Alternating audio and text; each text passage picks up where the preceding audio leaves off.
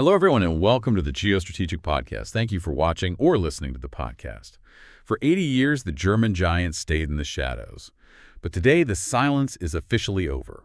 Berlin just released its first military strategy since the Second World War, and it is a massive 35-page wake-up call to the world. With Russia labeled a direct threat and U.S. support shifting, Germany is pivoting from pacifism to power. We're talking about a move to build the strongest conventional army in Europe, 260,000 soldiers strong. This isn't just a policy update. It's a total rewrite of the global balance of power. Today, we're breaking down the strategy Vladimir Putin wasn't supposed to see. If you want to stay ahead of the geopolitical shifts that are literally changing our world, hit that like button, share this with someone who needs to see it, and subscribe right now. But here's the real question. Is a rearmed Germany the shield Europe needs, or are we witnessing a shift that should make us nervous? I want to know what you think. Seriously, drop a comment below. Is this a bold move or a dangerous one? Let's get the debate started, because history is happening right now, and I'm reading every single one of your thoughts. I mean, wow. The scale of this shift, really, it just cannot be overstated. We are genuinely looking at the end of an era here. Right, both psychologically and operationally, I'd imagine. Exactly. Since the mid-20th century, Germany's entire defense posture was built around avoiding any sort of unilateral strategic definition. They really prefer to act quietly. Just kind of firmly tucked underneath the broader NATO umbrella. Yeah, exactly. But this new 35-page strategy, which is centered around this concept of responsibility for Europe, it actively shreds that old playbook. It mandates that Germany has to lead now, rather than just follow. Okay, let's unpack this, because the mechanism behind that past silence is, it's pretty fascinating. Oh, absolutely. For decades, it was basically like Germany was deliberately driving a minivan so no one remembered these to build tanks, That is a great way to put it, yeah. They used NATO as a geopolitical shield to focus on being this massive export powerhouse without the, crushing overhead of a huge military. Right. And the latest updates actually point out something funny about that. Christian Mulling from the Adina think tank noted that Berlin basically used to just download its military strategy directly from NATO. Like a plug-and-play defense policy. Precisely. Just copy, paste, and you're good. But obviously, you can't rely on outsourced security forever, especially when the geopolitical architecture starts to crack. Yeah, and the latest info highlights two massive pressures forcing Berlin's hand right now. What's fascinating here is how these two pressures are hitting at the exact same time. You have a dual-front geostrategic crisis. First, the most immediate catalyst is obviously the land war in Europe. Right, the reality on the ground. Yeah. The strategy explicitly categorizes Moscow as the greatest immediate threat. It even warns of preparations for potential strikes against NATO member states. That traditional buffer zone they relied on. It's just evaporated. Exactly, completely gone. But the second pressure is more structural, and, well, it comes from the U.S. The shifting American umbrella. Yes. Washington is going through a profound strategic realignment. The U.S. is increasingly orienting toward the Indo-Pacific, and with President Trump scaling back support for Kyiv, the traditional guarantee of American military dominance in Europe is, it's transitioning. So Germany sees this vacuum and realizes they have to step up. Right. They've already been thrust into being Ukraine's largest weapons supplier in Europe. Now they're waking up to the reality that a post-American security architecture needs a heavily armed Germany right at the core. Here's where it gets really interesting, though.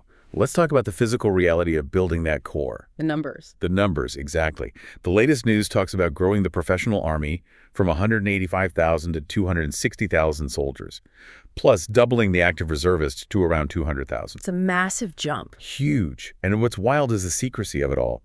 Defense Minister Boris Pistorius intentionally kept large parts of this strategy classified so they wouldn't accidentally add Vladimir Putin to their mailing list, essentially. Yeah, you don't want to broadcast your exact operational playbook to the adversary. Exactly. But how does an army of 260,000 troops actually change the future of warfare in Europe? Because it's not just about troop counts, right? No, not at all. It's about independent deployment. They want the standalone logistical framework to project power across Europe without having to sit around waiting for American airlift or American intelligence. Wow. So acting completely on their own if needed. Right. And that independence means You need a deterrent that doesn't just stop at your own border. The unclassified parts of this strategy urgently call for long-range precision weapons. Weapons that can strike deep into Russian territory. Yes, that is a total departure from their old territorial defense mindset, where you wait to fight at your border. Now it's active deterrence. You hold their domestic supply lines at risk from day one. That is a staggering psychological leap for Berlin. But it makes sense when you look at how hybrid warfare works now. Absolutely.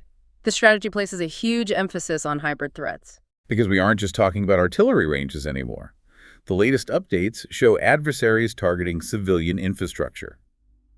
A conventional tank cannot stop a malware injection into a power grid. That is the core paradox of modern deterrence, right?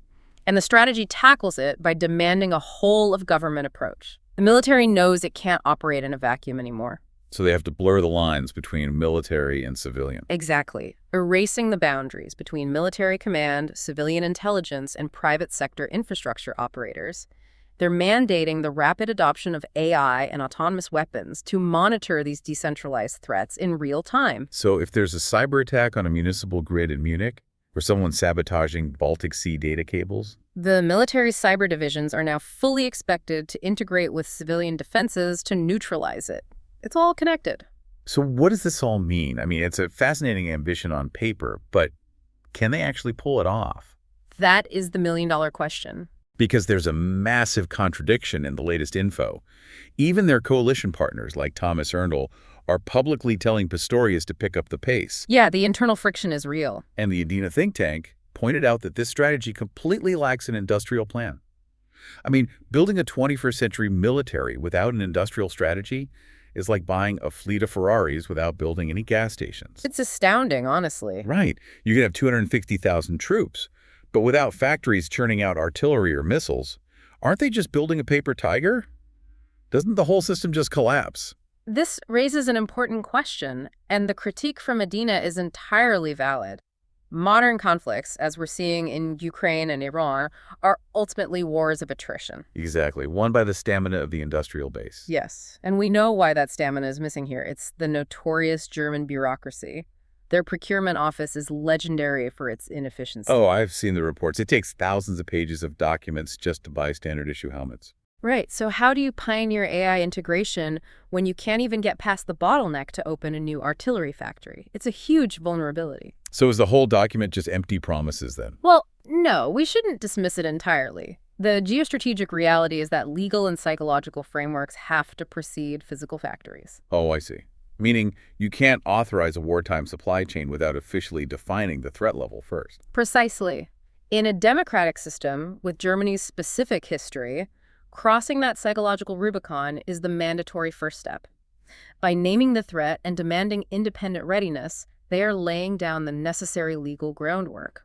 Even if the industrial side is sluggish, they had to break the strategic silence first. Exactly. This document shatters that silence. It's an abstract but historically crucial first step. It provides the architectural blueprint, even if they're still arguing over who gets to pour the concrete. That's a perfect analogy. But, this leaves us with a lingering thought. We've talked about the troops, the AI deterrence, the missing factories. But the ultimate test of this massive pivot isn't really just about recruiting or building. No, it's deeper than that. It's about societal stamina. Can a modern European society, a society that has grown so accustomed to 80 years of unprecedented peace, economic comfort, and acting in the shadows, can they psychologically transition into a wartime economy if deterrence fails? That is a profound cultural shift. Yeah. A 35-page document simply cannot mandate that kind of shift. It's a reality that you, the listener, and all of us watching this unfold are just going to have to witness in real time as the global order rewrites itself. It really is history happening right before our eyes. It absolutely is. Well, thank you so much for taking this deep dive with us and for watching or listening today. Yes, thank you all for joining us. If you want to keep connecting the dots on how these massive shifts are reshaping our world, I explicitly invite you to listen to the other geostrategic podcasts on our channel. Keep questioning, keep analyzing, and we'll see you next time.